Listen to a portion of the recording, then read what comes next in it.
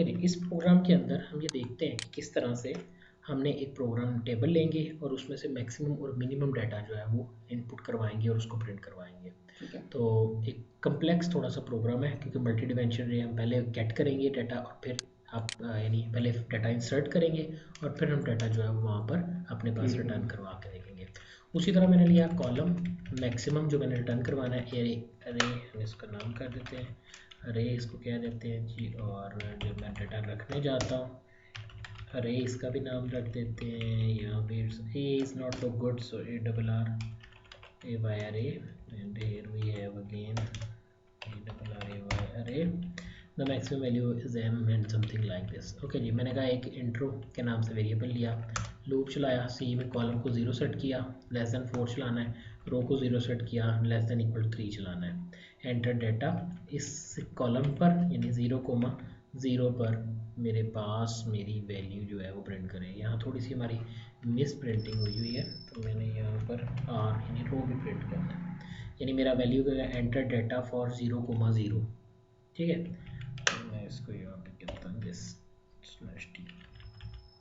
ठीक है, पहला इंडेक्स आएगा 0,0 पे डाटा प्रिंट होगा, 0,1 पे होगा, 0,2 पे होगा, 0,3 पे होगा, फिर ऊपर जाएगा 1,0 एंड देन प्रिंट होता जाएगा। ठीक है, प्रिंटिंग हो गई। मैंने कहा अगर तो अरे के अंदर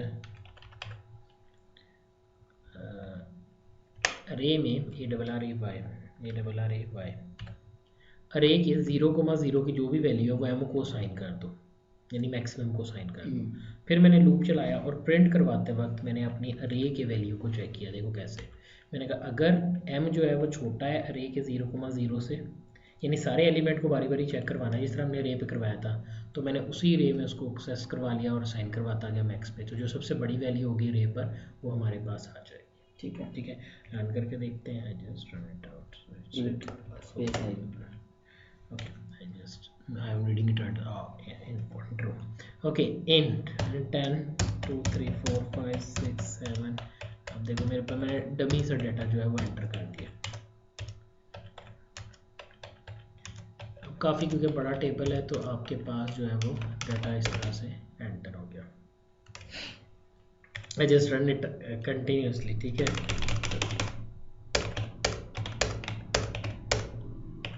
2,2 2,3 3,0 3,1 3,2।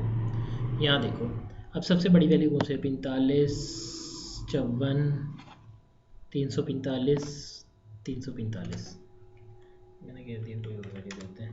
तो अब देखो सबसे बड़ी वैल्यू 345, फिल्टर कर दिया उसमें सारी वैल्यूज़ को। ठीक है, अब आप इसको प्रिंट भी कर सकते थे जिस तरह मैंने पहले किया है। तो इस तरह 5/4 का एक टेबल बनाकर उसकी वैल्यू प्रिंट की जा सकती है और हम उसमें से चेक कर सकते हैं सबसे बड़ी वैल्यू कौन सी है। अब आपका काम ये है कि आपने सबसे छोटी वैल्यू देखनी है। मेरा ख्याल है कोई मुश्किल बात नहीं है। ठीक है। और पूरी अरे की अगर तमाम इंडेक्स का अगर सम लेना है तो वो भी आप ले सकते हो, वो भी आप प्रैक्टिस करोगे। ठीक है, और इसको आपने इम्प्लीमेंट करके देखना है। तो ये था जी आपका मल्टी डिमेंशन अरे की कुछ प्रैक्टिस जो हमने यहाँ पर की।